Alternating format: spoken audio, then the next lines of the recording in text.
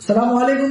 1 अप्रैल 2026 से महाराष्ट्र में SIR लागू हो रहा है और SIR को लेकर लोग बहुत परेशान हैं कि SIR होता क्या है, क्या डॉक्यूमेंट्स लगेंगे। तो आपको घबराना नहीं है, बिल्कुल आसान है। SIR स्पेशल इंटेंसिव रिवीजन है जिसके अंदर election commission of India verification करने के बाद नया वोटर आईडी इशू करने जा रहा है और इसमें सिर्फ एक करेक्ट डॉक्यूमेंट या एक से ज्यादा डॉक्यूमेंट हो तो भी काम हो जाएगा। SIR के प्रोसेस में आपके वोटर्स को 4 कैटेगरीज में डिवाइड किया गया है, category A, B, C, D। अब किस कैटेगरी के वोटर्स हैं उस हिसाब से आपको जो है डॉक्यूमेंट सबमिट करना होगा। तो आइए समझते हैं कैटेगरी क्या है। कैटेगरी A ये वो लोग हैं जो 1 जुलाई 1987 यानी 1 जुलाई 1987 के पहले पैदा हुए हैं और अगर उनका नाम 2002 की वोटर लिस्ट में है तो इनको कहा जाता है रजिस्टर्ड वोटर। और रजिस्टर्ड वोटर के लिए सिर्फ एक डॉक्यूमेंट 2002 की वोटर लिस्ट काफी है। इसके बाद आता है कैटेगरी बी। कैटेगरी बी में वो लोग आते हैं जो 1 जुलाई 1987 के पहले पैदा हुए हैं मगर उनका नाम 2002 की लिस्ट में नहीं है। इनको कहा जाता है अनरजिस्टर्ड सीनियर्स और इनके लिए प्रूफ जो है वो ये होता है कि उनका डेट ऑफ बर्थ और प्लेस ऑफ बर्थ जहां लिखा हो ऐसा कोई एक डॉक्यूमेंट उनको प्रोड्यूस करना होगा।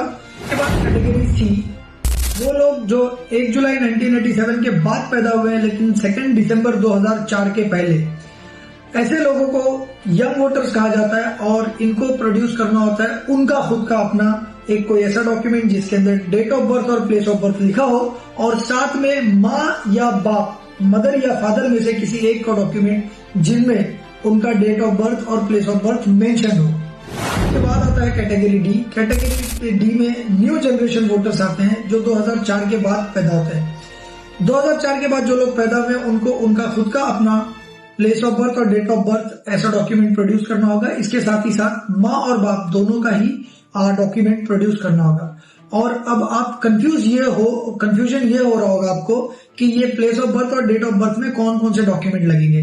तो आपके पास 10 लिस्ट है डॉक्यूमेंट्स की। इन 10 लिस्ट में से कोई एक डॉक्यूमेंट आपको प्रोड्यूस करना है। डॉक्यूमेंट की लिस्ट में आप देखिए आपके पास इन 10 डॉक्यूमेंट्स की लिस्ट में से कोई एक डॉक्यूमेंट या उससे ज्यादा हो तो बेहतर है। बर्थ सर्टिफिकेट, लिविंग सर्टिफिकेट या बोर्ड की मार्कशीट जिसके ऊपर आपका डेट ऑफ बर्थ लिखा हो, passport, LIC, bank, post office order, pension certificate, domicile certificate, caste certificate, family registry और लैंड राइट सर्टिफिकेट या government land house allotment letter, इससे भी आपका काम हो जाएगा। इनमें से कोई एक या इससे ज्यादा डॉक्यूमेंट्स हो तो आपको घबराने की जरूरत नहीं।